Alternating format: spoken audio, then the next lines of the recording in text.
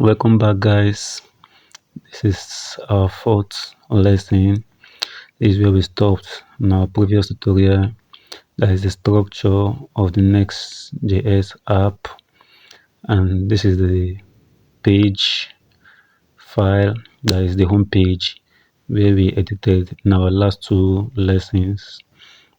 So from here, we are going to be looking at routing, how to create routes. It's very easy, very simple, like ABC in Next.js. No stress in creating routes. So that is to create a route. We go to the src folder and the app directory, and from here we can create our route. It's just to give it a folder name and create a file, and every file in this folder that you want to be a route must be named page.jx or page.jsx if you are using JavaScript. But if you are using TypeScript, you use page.tsx.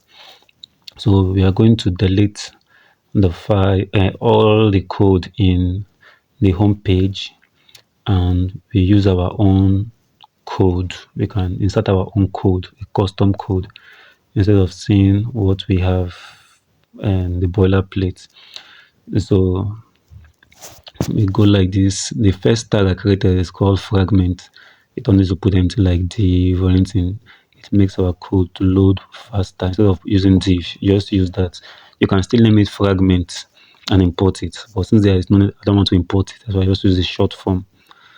So here now we can just type this, then run the just run the command, the npm run dev, so that we can view it on our browser. Yes, so this is just a home page, so we can just name that, then run the command, then go to our browser and check what we have done. All right, let's go with the command now. npm run dev, and hit the enter key. All right, it's running now. So all we have to do now is to go to our browser. All right, this is where we stopped in our last tutorial. So we just have to check the route now. All we need to do now is to check the route. We are already on localhost 3000. So what we have to do now is just to, okay, it's supposed to show here, but it didn't, so we had to refresh, and that is it there. Home page, exactly what we typed. So showing home page now, it means our code worked. So let's go back to our code editor and look at other things. All right, this is our home page. So we are going to say, okay, because it's centered, it's not centered, it's left aligned. So we just want to use the CSS, which we installed earlier. So we are going to center the text. All right, see, it's already centered. It's very easy. You don't need to write all those CSS code. Tailwind is very easy. Text is already centered. Homepage is centered already. So we can go back to our text editor and maybe like make it bold. All right, this is also how to do it. You just write text dash, then the way you want it to be bold, how bold you want it to be. They have small, which is SM, large, and so many of them extra large. So let's check out what we've typed now.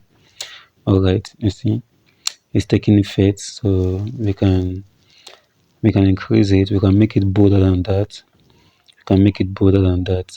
All you have to do now is, if you want to follow along with using Tailwind, just for you to study more, learn more about Tailwind. It's very, very easy.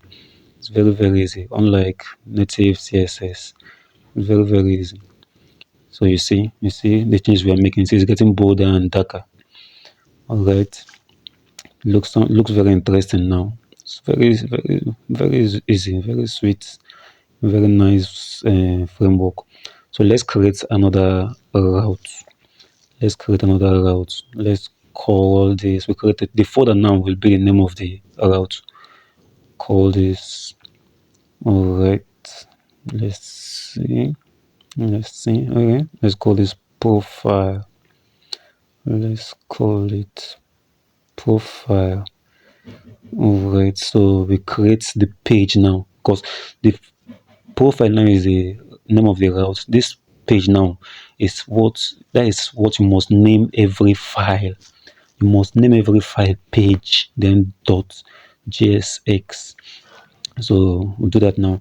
Instead of typing the code now, I just use an extension I installed in VS Code. Just type RAFCE and this will be generated for you. So you don't need to type it from scratch again. Then we can call this. All right. Just name this profile page. Then we'll go to the browser and go to the route. Yes, from localhost 3000 slash, sorry, slash just profile. That means the name of that folder now. As you can see, it's there already. Very interesting. See, you don't need to start creating any route. The name of the folder is the route. It's very easy.